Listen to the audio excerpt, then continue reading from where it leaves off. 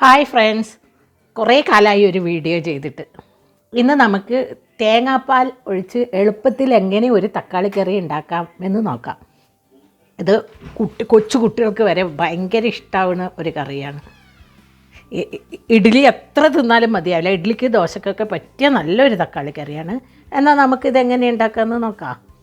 പാലൊഴിച്ച തക്കാളി കറി ഉണ്ടാക്കാനുള്ള സാധനങ്ങൾ എന്തൊക്കെയാണെന്ന് നോക്കാം. ഒരു വലിയ ഉള്ളി, ഒരു വലിയ ഉരുളക്കിഴങ്ങ്, 4 പച്ചമുളക്, 6-7 തക്കാളി, കുറച്ച് തേങ്ങയുടെ പാല്. അത് 1-ാം പാലും 2-ാം പാലും ഞാനിവിടെ എടുത്ത് വെച്ചിട്ടുണ്ട്.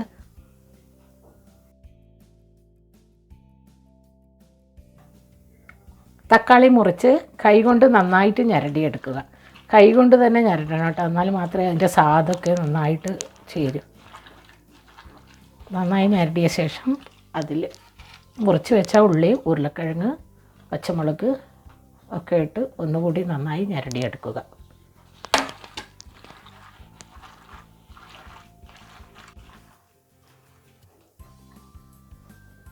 അതിനുശേഷം പാകത്തിന് ഉപ്പിട്ട് കുറച്ച് മഞ്ഞൾപ്പൊടിയും കൂടിയിട്ട്, കുറച്ച് മതി കേട്ടോ, ഒന്നുകൂടി ഞരടും. കുക്കറിലിട്ട് പാകത്തിന് വെള്ളം ഒഴിച്ച് ഒരു 4 വിസിൽ വരുന്നത് വരെ വേവിച്ചെടുക്കുക. 1 ഗ്ലാസ് വെള്ളം ഒഴിച്ച് 4 വിസിൽ വരുന്നത് വരെ വേവിച്ചെടുക്കുക.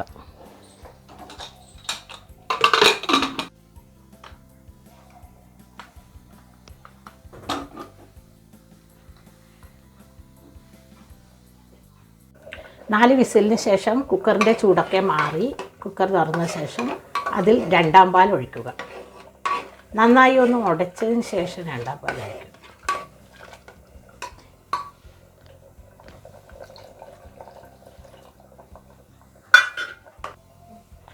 രണ്ടാം പാൽ ഒഴിച്ച് നന്നായി തിളച്ച് കഴിഞ്ഞിട്ട് നിങ്ങൾക്ക് എത്ര പാകത്തിന് എത്ര വെള്ളം വേണ്ടതെന്നനുസരിച്ചിട്ട് വെള്ളം ഒഴിച്ചാൽ മതി കേട്ടോ.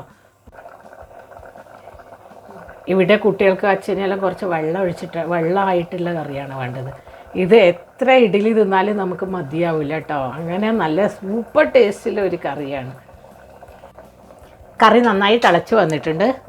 അതിനുശേഷം 1-ാം പാൽ ഒഴിക്കുക. അതിനുശേഷം ഞാനൊന്ന് ഉപ്പുണ്ട് നോക്കട്ടെ കേട്ടോ. 2-ാം പാൽ ഒഴിച്ച് നന്നായി തിളച്ച് വന്നിട്ടുണ്ട്. വെള്ളം പാകത്തിനായിട്ടുണ്ട്. അതിൽ 1-ാം പാൽ ഒഴിക്കുക. 1-ാം പാൽ ഒഴിച്ചതിന് ശേഷം നന്നായിട്ട് തിളക്കണ്ട കേട്ടോ. തിളച്ചിട്ടുണ്ട്.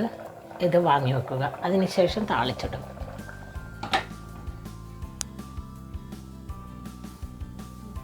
വെളിച്ചെണ്ണയിൽ തന്നെ താളിച്ചിടണം, എന്നാൽ മാത്രമേ ആ ടേസ്റ്റ്, കറിയുടെ ടേസ്റ്റ് നന്നായിട്ട് വരും.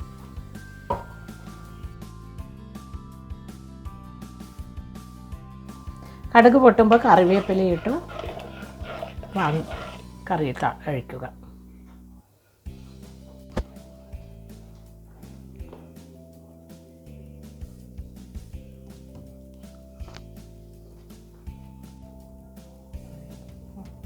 ഇതാ നമ്മുടെ പാലൊഴിച്ച തക്കാളിക്കറി ഇവിടെ റെഡിയായി.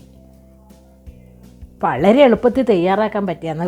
തേങ്ങാപ്പാലെടുക്കണമെന്നില്ല, ഒരു വിഷമം മാത്രമേ ഉള്ളൂ കേട്ടോ. ഇനി നാളെ ഞാൻ ഈ തക്കാളിക്കറി തന്നെ നാളെ തേങ്ങാപ്പാൽ ഒഴിക്കാതെ എങ്ങനെ ഉണ്ടാക്കുന്നതെന്ന് പറയാം. അത് ഇതിനും വളരെ എളുപ്പമാണ്, ടേസ്റ്റിയുമാണ്. എന്നാൽ ഓക്കെ, നാളെ കാണാം കേട്ടോ.